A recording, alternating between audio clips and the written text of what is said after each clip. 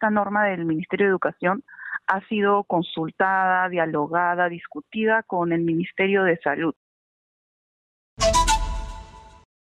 Hemos estado mencionando ya el retorno a clases de manera normal. Se van a nuevamente retomar los horarios que eran los establecidos hasta antes del inicio de la pandemia, en marzo del año 2020, y las fuertes medidas de aislamiento, de distanciamiento social, la suspensión de las clases y todos los aspectos negativos que ha traído sobre todo al tema educativo de los pequeños. Vamos a conversar con Milagros Sáenz, vocera del colectivo Volvamos a Clases. Ya está en comunicación con Exitosa. ¿Cómo está? Bienvenida. Muy buenos días. Buenos días, Ángel. Muchísimas gracias por la invitación. Muy bien, ya se normaliza, si es que vale utilizar este término, a partir del mes de mayo, el dictado de clases con un 100% de estudiantes en las aulas. Así es. Esta es una noticia que nosotros desde el colectivo Volvamos a Clases Perú, que es un colectivo que tiene representación en 14 provincias del país, celebramos. Recibimos con mucha alegría, celebramos finalmente que, como tú bien lo dijiste, Ángel, se normalicen de alguna manera las clases para nuestros niños, niñas y adolescentes. Ahora, esto se va a hacer tomando de todas maneras ciertas medidas que son siempre importantes.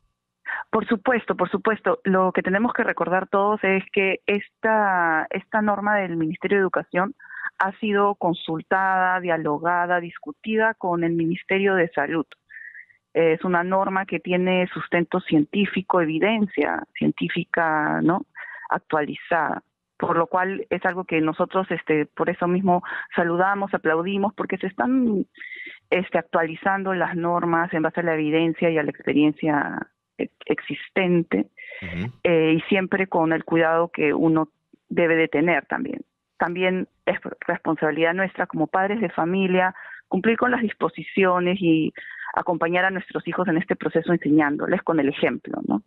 Ahora, ¿habrán casos excepcionales para el tema de la educación a distancia o ya se descarta? Hay casos excepcionales, pero son muy puntuales. Se descarta la semipresencialidad totalmente y se mantiene la educación a distancia en los casos en que haya un COVID positivo y aquellos que tengan comorbilidades debidamente certificadas. Ya, correcto. Ahora, hace unos días el ministro de Educación daba cuenta de que no se había implementado el aforo total en los colegios porque no había la cantidad suficiente de docentes. Por lo visto, ¿esto ya se superó? ¿Qué información tienen? Aparentemente, la misma que tú, Ángel, compartimos, esa misma información. Aparentemente este tema ya se debe haber solucionado o en todo caso deben de estar trabajando para solucionarlo. ¿Mucho tiempo se ha demorado para tomar esta decisión el gobierno? Exitosa. Demasiado tiempo, demasiado. Esta es una resolución que llega tardía, más de 2 años. Nuestros niños han estado con clases virtuales en aquellos casos que podían realizar las clases virtuales, porque tenemos que recordar que el Perú en su diversidad, no todos tenían acceso a Internet, no todos tenían acceso a un dispositivo para poder llevar las clases virtuales.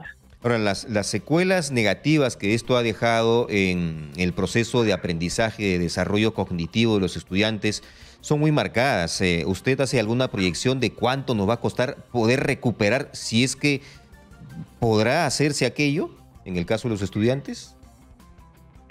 Es una pregunta difícil, Ángel, porque quisiéramos poder decir que sí va a ser posible recuperar, pero en algunos casos la recuperación va a ser prácticamente imposible. El año pasado, la Organización Internacional del Trabajo de la Ciencia y Tecnología para Iberoamérica hizo un estudio que para algunas regiones iberoamericanas, para algunas zonas, recuperar aprendizajes va a tomar 11 años. Y lamentablemente Perú, siendo el país con el cierre de escuelas más prolongado, es el más afectado. Entonces, en algunas regiones, en algunos lugares, para algunos niños y adolescentes, precisamente para los más vulnerables, va a ser más difícil recuperar. En algunos casos, 11 años, estamos hablando pues de nuevamente todo el ciclo escolar, ¿no? Todos los estudios escolares. Sí, eso preocupa, ¿no? Porque vemos que estudiantes que deberían tener un determinado nivel, pues no lo están mostrando, ¿no? Y la falta de acompañamiento de los padres de familia en ese sentido también ha sido pues notorio, y no porque no les dé la gana de hacerlo, sino porque tienen que trabajar, pues. Ha sido muy complejo. El cierre de las escuelas ha traído muchas dificultades en muchísimas aristas. El acompañamiento es difícil, no todos tienen la bendición de tener un padre, madre de familia, abuelo, alguien de la familia que pueda estar dedicado acompañando. No todos tienen tampoco la bendición de tener un lugar apropiado para sentarse y recibir esta clase, un dispositivo, ya sea laptop o un celular para cada hijo. Aquellos que tenemos yo tengo en mi caso 3 hijos, para mí fue una pesadilla, por ejemplo, un caso particular, puntual, ¿no? Mis hijos no tenían ningún aparato, ninguno. Entonces, y nosotros sí contamos con internet, digamos. Entonces, ¿cómo ha sido en aquellos casos en que no había los dispositivos, no había las herramientas? En Estados Unidos acaba de salir un análisis de las pérdidas que han habido, y en Estados Unidos se cerraron escuelas en algunos estados por 10 meses nada más. Los alumnos han retrocedido en algunos casos hasta 5 años. No, esto da para un tema de investigación, para varias tesis, más de una, obviamente, en donde con esas cifras, con esos resultados, se van a hacer investigaciones que van a evacuar justamente resultados que nos van a desnudar totalmente luego estos 2 años de alejamiento de las aulas escolares. Ahora, le quiero hacer otra consulta también, y recuerdo, estamos con Milagros Sáenz, vocera del colectivo Volvamos a Clases, aquí en Exitosa. ¿Cómo van a hacer, qué información tienen también ustedes en el caso de aquellas casas, colegios particulares, casas que sirven para tal finalidad, en donde no hay mucho espacio y en donde se está pidiendo también que regresen todos los estudiantes? Ahí lo más importante, Ángel, es que tienen que recordar que hay que utilizar otras medidas de mitigación. Por ejemplo, la ventilación. La ventilación es importante. Abrir ventanas, abrir puertas, hacer que los alumnos circulen. Hay muchos casos de éxito que nosotros hemos recibido reportes donde, por ejemplo, cada 45 minutos, después de que termina cada clase, salen los alumnos, se ventila el aula por unos 5 o 10 minutos, regresan los alumnos con el siguiente profesor. Entonces es importante que cada colegio adecue de acuerdo a sus circunstancias, y por eso es importante también la autonomía escolar que está dando la norma. Porque cada director tiene que ver en su circunstancia la viabilidad y la factibilidad de realizar cada medida de la mejor manera para la comunidad educativa. Ahora, en el caso de colegios privados, la mayoría de estudiantes o muchos de ellos se trasladaron a colegios estatales. Bueno, ahora son más alumnos, ¿no? La pregunta ahí puntual es, ¿alcanza la infraestructura para poder albergarlos, acomodarlos, ordenarlos a todos? Sí, de acuerdo a los últimos reportes de oficiales del Minedu, si bien hubo mucho traslado en un momento de la pandemia, una vez que se regresa a la presencialidad, muchos de estos alumnos deciden regresar también a la educación particular. Este cambio fue solamente durante el periodo de la pandemia. Claro, si bien muchísimos han regresado, todavía hay muchísimos que se han quedado. Estos de acá son los casos de los que hablaba probablemente el ministro Rosendo Serna cuando ha habido estos aumentos. Sí. Ahí toca ver cada escuela por escuela nuevamente, ¿no? Cada director tiene que adecuar, porque sabemos que en algunas zonas ha sido mayor esta migración que en otras. Hay otras zonas en las que no ha habido prácticamente una migración. Eso es muy cierto, ¿no? Esperemos de que eso se regularice progresivamente, yo creo que para el próximo año todavía, y va a tomar tiempo. Ahora, se ha anunciado la apertura de los kioscos, las cafeterías en los colegios. Obviamente se ha dicho de que ahí no van a comer, no van a compartir sus alimentos los estudiantes, pero ¿no le parece muy pronto para abrirlos?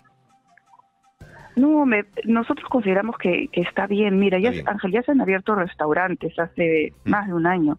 Ya se han abierto restaurantes, cafeterías, con gente a la que no conocemos, sin aforo hace meses atrás, y no ha significado un aumento mayor de casos en la comunidad.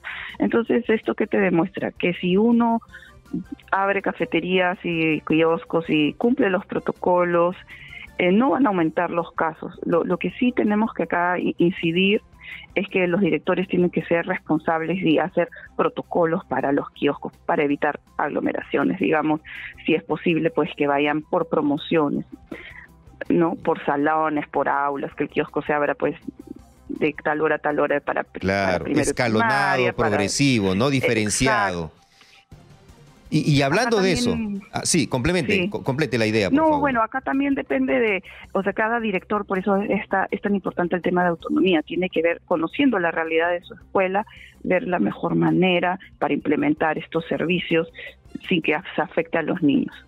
Ahora, ustedes como colectivo, ya que hablamos de las aglomeraciones, también serían de la idea de que las horas de recreo mantengan esa diferenciación, que hay escalonamientos y lo mismo a la hora de la salida para evitar la aglomeración, porque se dice ya, volvemos nuevamente a la normalidad, entre comillas, pero hay que tener cuidado. Sí, por supuesto, creemos que sí debe ser, todo debe ser salvaguardando el bienestar de los niños, de los adolescentes. Nosotros desde el colectivo abogamos porque, por ejemplo, los recreos, sí debe de haber recreos.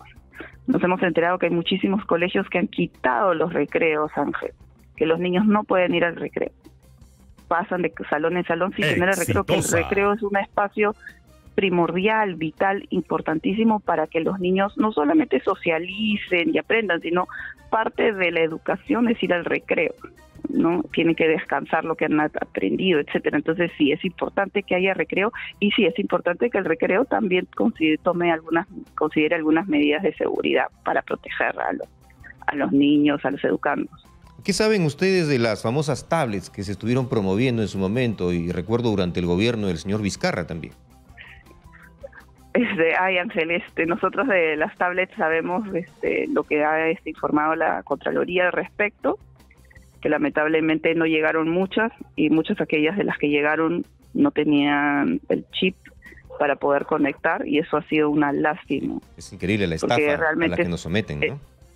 Eso ha sido una lástima para nuestros estudiantes y precisamente para los más vulnerables, porque ellos eran los que más necesitaban esas tablets. Sabemos que el gobierno ha hecho una nueva compra, una nueva adquisición y una nueva repartición. No estamos al tanto de cómo está esto ahora. Esperemos que sea mucho mejor que como se realizó en el gobierno de Vizcarra, que realmente fue una burla para los estudiantes, ¿no? Ahora, para terminar... Y hay que decirlo como es una burla, fue una burla. Para terminar, una invocación creo que es fundamental, la de que los padres, más allá del poco tiempo con el que muchos puedan contar por el tema laboral, pues revisar las tareas, acompañarlos a desarrollarlas en lo posible, ¿no? Cuando regresen de los colegios, los estudiantes. Por supuesto, nosotros desde el colectivo Volvamos a Clases Perú, nuestra visión es que la comunidad educativa está compuesta por los estudiantes, que son el centro. Sin los estudiantes la educación no existe, los docentes, que son vitales, y nosotros los padres de familia. Si estos tres aspectos, estos tres personajes debemos de actuar en conjunto, activamente, en bienestar de los estudiantes, en bienestar del niño. Por eso es importante que los padres nos involucremos, conozcamos las normativas, conozcamos las leyes, sepamos qué pasa en nuestro colegio, tengamos un diálogo directo y alturado con nuestros colegios, amable también, ¿no? Sí. Somos equipo todos para trabajar por el bienestar de nuestros estudiantes, de nuestros hijos. Bueno, antes de cerrar la entrevista, señora Sáenz, me hacen llegar acá una inquietud en redes sociales. Usted comentaba hace un instante sobre la apertura de los kioscos, usted señaló que está bien porque ya han abierto también, por ejemplo, restaurantes, y dice, pero son niños que van a kioscos, no lo compare con adultos que van a los restaurantes. ¿Qué le tendría que responder? Tendría que responderle a esa persona que tenemos que empezar a cambiar nuestra visión de los niños, tenemos que empezar a respetar a los niños, porque todos los que somos padres o trabajamos con niños sabemos que un niño, cuando uno le enseña y le explica con respeto y cariño, son los que mejor cumplen las normas. ¿Cuántos niños usan la mascarilla y no se la sacan con nada mejor que miles de adultos? Entonces, si a los directores y los padres les enseñamos a nuestros niños a hacer su colita y a guardar la distancia en el kiosco, lo van a hacer. Y lo van a hacer mejor que miles de personas que hoy por hoy vemos en los restaurantes y bares. Adultos todos, por cierto. Es innegable, ¿no? En los niños existe esa honestidad que está ausente en los más grandecitos. Así es, en los más adultitos. Así es, sí, por decirlo con cariño nada más. Bueno, muchísimas gracias, señora Milagros Sáenz, por estar con nosotros. Muchísimas gracias a ti, Ángel. Hasta luego.